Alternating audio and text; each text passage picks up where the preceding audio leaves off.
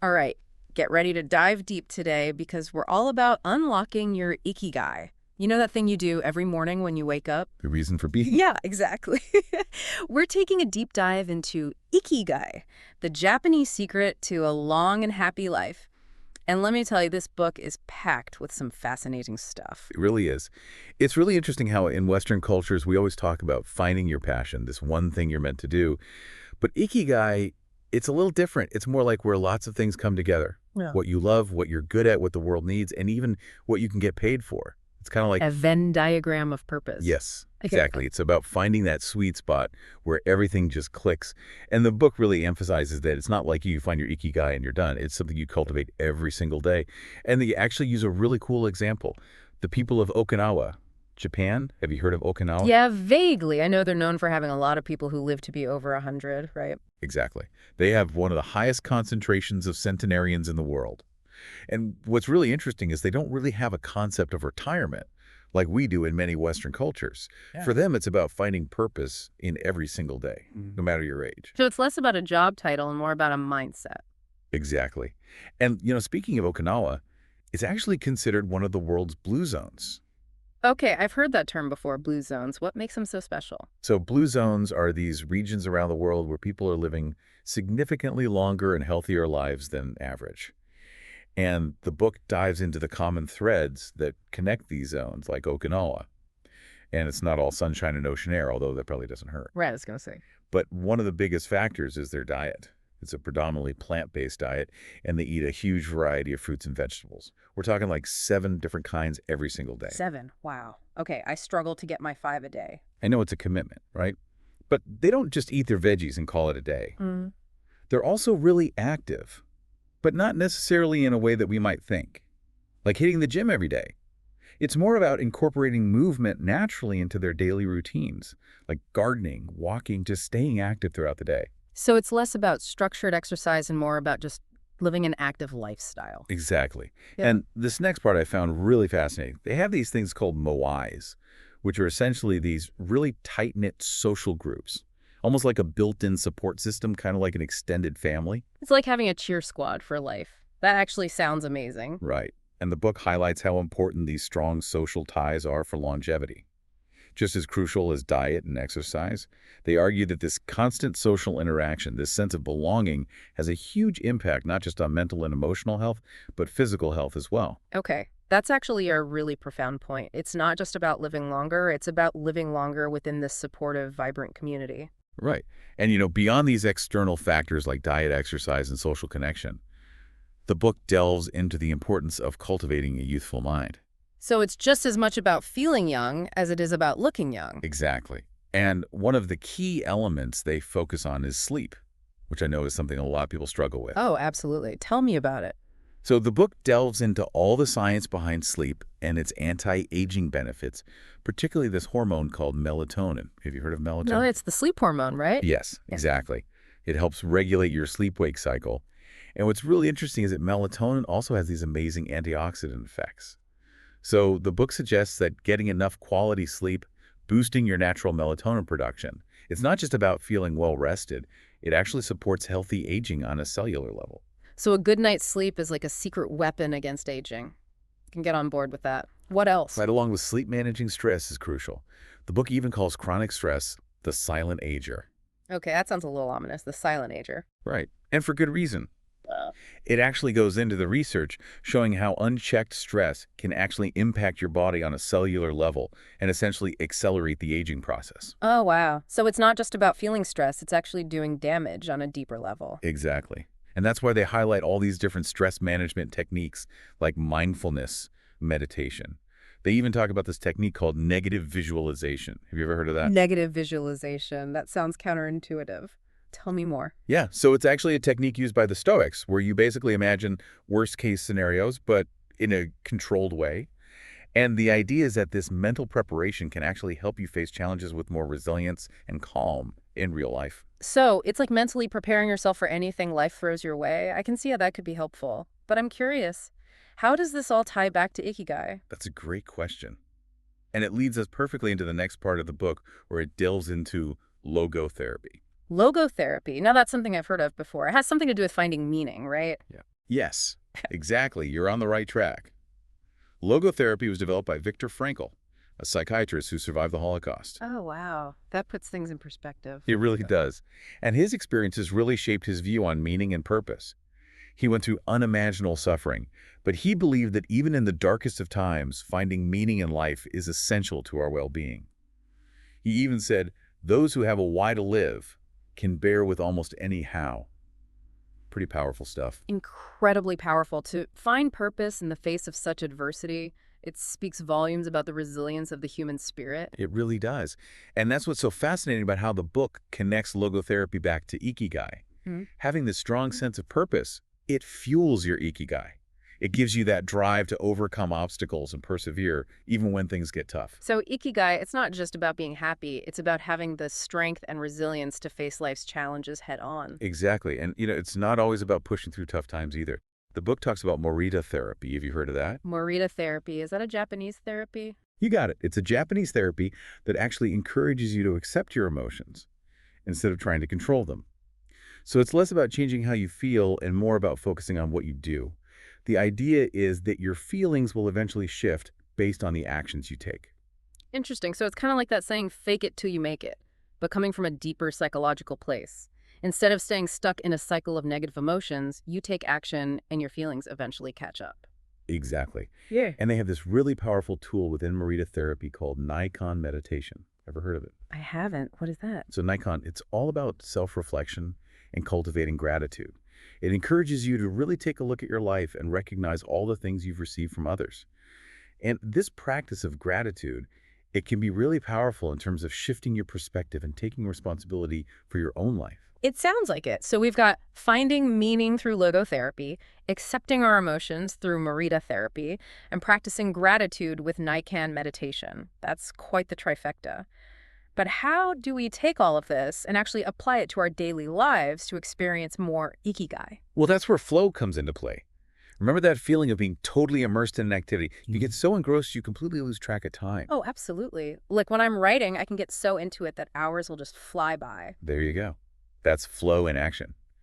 And the book makes a strong case that experiencing this flow state regularly is key to living a more fulfilling life.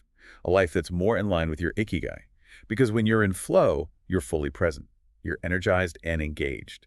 And it can make even the most mundane tasks feel meaningful. It's like you're so present in what you're doing that you're not dwelling on the past or worrying about the future. It's just you and the task at hand. Exactly. And the best part is the book doesn't just leave you hanging with this vague idea of find your flow. It actually provides practical strategies you can use to actually achieve it. For example, setting clear objectives for your tasks can give you a greater sense of direction and purpose. And that's something we all struggle with, minimizing distractions and focusing on one task at a time, even though it's tough in today's world. That can really boost your ability to get into a flow state. Oh, tell me about it. I'm the queen of multitasking, but I know when I actually buckle down and focus on one thing at a time, I get so much more done. And I feel a lot less frazzled at the end of the day. Yeah. What else does the book suggest? Well, it talks about finding what they call your Goldilocks tasks. Basically challenges that are neither too easy nor too difficult. You want something that's going to keep you engaged and challenged, but not so much that you feel overwhelmed. It's all about finding that sweet spot. Finding that sweet spot, it seems like a recurring theme here, right? Just like finding the intersection of our passions and our skills and what the world needs to discover our ikigai. But I'm curious, how does this idea of flow connect specifically to Japanese culture? Oh, that's a great question. The book delves into this fascinating concept of takumi. They're essentially Japanese masters who dedicate their lives to perfecting their craft. Okay, I'm intrigued. Tell me more about these takumi. So think of artisans, chefs, swordsmiths. People who really hone their skills over a lifetime. They strive for excellence in every little detail, and they embody this beautiful blend of ikigai and flow. They've found their purpose, and they find deep joy and satisfaction in the process of their work, day in and day out. It's amazing how some cultures still place such a high value on this dedication to craft. It feels like something that's often lost in our fast-paced instant gratification society. It's very true. But what the book highlights really well is that this deep connection to one's work, it isn't limited to these ancient traditions. It actually gives a really fascinating example. Steve Jobs. Steve Jobs, the tech innovator, I never would have pictured him embracing this traditional Japanese concept. Right. But it turns out Jobs was really inspired by the craftsmanship and philosophy of this Japanese takumi named Yukio Shakanaga. He was a master of porcelain making. And Jobs was just captivated by his meticulous attention to detail, his dedication to his craft, this unwavering pursuit of perfection. Wow, that's such an interesting connection. Now that you mention it, I can totally see the parallels between the sleek, minimalist design of Apple products and that same kind of meticulous craftsmanship of a Japanese takumi. Exactly. Jobs saw a reflection of his own values and aspirations in Shakanaga's work. They were both driven by this desire to create beautiful, functional, and enduring products, things that would stand the test of time. I love that. It just goes to show you that these universal principles of finding joy and meaning in your work can manifest in so many different ways, across cultures, across different time periods. It's fascinating. But are there any other examples of people really embodying this ikigai and flow blend that come to mind? Absolutely. The book also talks about Jiro Ono, the world-renowned sushi chef. Have you seen that documentary, Jiro Dreams of Sushi? Oh yeah, Jiro is legendary. He's a true testament to the idea that when you find your ikigai age is just a number. He really is. But, we've talked a lot about these concepts from a theoretical standpoint. Yeah. I think it'd be helpful to bring in some more real-life examples. Those centenarians in Okinawa that we talked about? Yes. Give me all the wisdom. So the book actually takes us on this journey to Ogimi, a village in Okinawa. It's often called the Village of Longevity. Okay, I'm ready to soak up all the secrets to a long and happy life. Well, what's really fascinating is that they didn't really uncover these groundbreaking secrets or magic elixirs. A lot of the wisdom from these centenarians was really down to earth and simple. For example, they really emphasized the importance of staying active both physically and mentally. A lot of them still worked in their gardens, participated in radio taiso, which is a Japanese form of morning exercise, and they kept their minds sharp by playing games and engaging in social interaction. There's that staying busy thing again. But not just being busy for the sake of it. It's about actively engaging in activities that bring you joy and keep you feeling purposeful. Exactly. It's about finding joy in those simple, everyday activities and keeping both your mind and body active and engaged. And of course, they also stress the importance of maintaining those strong social connections, those moais that we talked about. Having close friends, strong family ties, and being part of a supportive community all play a huge role in their overall well-being. It really makes you realize that having those strong human connections is as essential as food and water. We're social creatures by nature. Right. And having that sense of belonging and support, it's absolutely crucial for our mental and emotional health. And as improving our physical health as well. What else did these centenarians have to say? One thing that really stood out was their incredibly positive outlook on life. They focused on gratitude, finding joy in the simple things, and embracing this never-give-up attitude, even when faced with challenges. It's amazing how they've mastered the art of living in the present moment and finding happiness in those everyday experiences. It's a good reminder for all of us to slow down and appreciate those little things. Absolutely. And speaking of things we often take for granted, the centenarians also placed a lot of importance on their diet. That's right. Okinawa is known for having a really unique cuisine. What did the book have to say about the Ikigai diet? So the Ikigai diet is largely plant-based. They really emphasize variety and mindful eating, lots of colorful fruits and vegetables, and they highlight the benefits of green tea and shikuwasa. You've heard of that? Shikuwasa? What is that? It's a citrus fruit that's packed with antioxidants. But they also practice this thing called hara hachibu. Have you heard of that? Hara hachibo. I haven't. What is that? It basically means eating until you're 80% full. So it's about really listening to your body's natural cues and avoiding overeating. Oh yeah, I've heard of the 80% rule. It's a great way to be a little more mindful about your food intake and give your digestive system a break. Exactly. It's a very simple concept, but it can make a world of difference. Yeah. And in addition to their diet, they also incorporate a lot of gentle movement practices into their daily routines. Things like yoga, tai chi, qigong. So it's not just about what they're eating, but how they're moving their bodies as well. It seems like having this holistic approach to health and well-being is really key. Is there anything else that these centenarians really emphasized? They also talked a lot about the importance of resilience. Yeah. That ability to bounce back from challenges. And the book connected this to the Japanese concept of wabi-sabi. Wabi-sabi. Now, there's a word I haven't heard in a while. It has something to do with imperfection, right? Yes. It's about finding beauty in imperfection and impermanence, appreciating things, for what our flaws and all, and accepting that nothing lasts forever. It's about letting go of the need for everything to be perfect and finding peace and contentment in the present moment, just as it is. Exactly. And then finally, they touch on this idea of anti-fragility. Have you heard of this one? Anti-fragility, that's a new one for me. It's kind of like resilience, but taken to the next level. It's not just about withstanding challenges, it's about actually growing stronger from them. The book used the example of the mythical Hydra, that multi-headed serpent that grows two heads for every one you cut off. Oh yeah, the Hydra, the Yeah. ultimate comeback kid. So it's about turning setbacks into opportunities for growth. Exactly. And they even give some practical steps you can take to cultivate this anti-fragility in your own life, like creating backup plans, diversifying your income streams, taking calculated risks.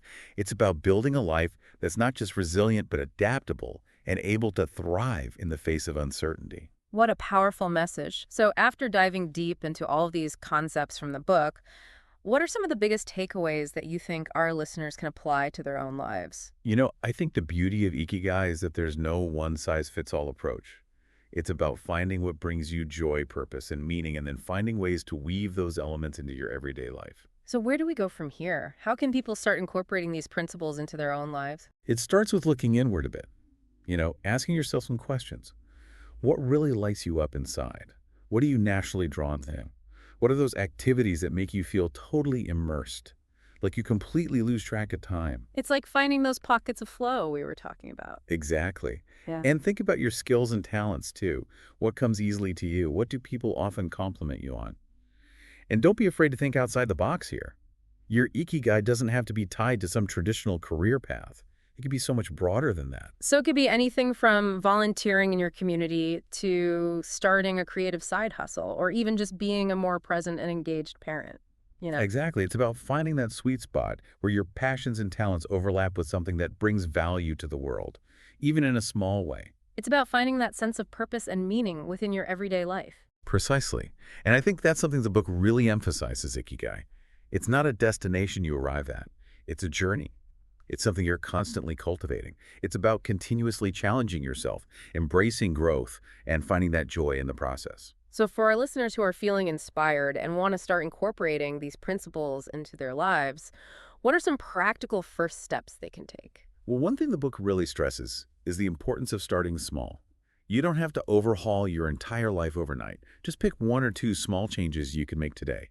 Maybe it's incorporating a little more movement into your daily routine, like those centenarians in Okinawa, or trying out a new hobby that sparks your curiosity, or even just making a conscious effort to connect with your loved ones more often. Those are all great starting points because even just one small change can make a huge difference over time. Absolutely. And remember, it's all about progress, not perfection. So don't beat yourself up if you stumble along the way. Embrace those challenges as opportunities for growth and learning. And most importantly, be kind to yourself throughout the process. Such an important reminder. It's so easy to get caught up in striving for this idea of perfection. But true fulfillment, it comes from embracing the journey, imperfections and all. Couldn't have said it better myself. And remember, all those key principles we discussed today. Finding meaning in your life, cultivating resilience, connecting with others, prioritizing your well-being. These are all essential ingredients in the recipe for a long and fulfilling life. And the beautiful thing is you can start incorporating them into your life today, no matter where you are on your journey. It's such a hopeful and empowering message. So as we wrap up this deep dive into Ikigai, the Japanese secret to a long and happy life, what's the one thing you really hope our listeners take away from our conversation today? I really hope they walk away feeling inspired and empowered to embark on their own journey of discovering their Ikigai. It's a journey that's going to look different for everyone, but the rewards, a life that's rich in purpose, joy, and connection, those are universal. That's a beautiful thought. This deep dive has definitely given me a lot to think about. Where can our listeners go to learn more about Ikigai and maybe even start crafting their own? Well, the book itself is a fantastic resource. It's packed with even more insights and practical tips than we had time to cover today. And of course, there are tons of resources available online. But I really encourage your listeners to approach this whole exploration with a spirit of curiosity and playfulness. Don't be afraid to experiment and try new things. You never know where your Ikigai might be hiding. That is the perfect note to end on. So to all our listeners out there, embrace that curiosity, nurture those passions, and embark on your own unique journey of discovering your Ikigai. And until next time, keep diving deep and keep seeking out those moments of joy and purpose in your everyday lives.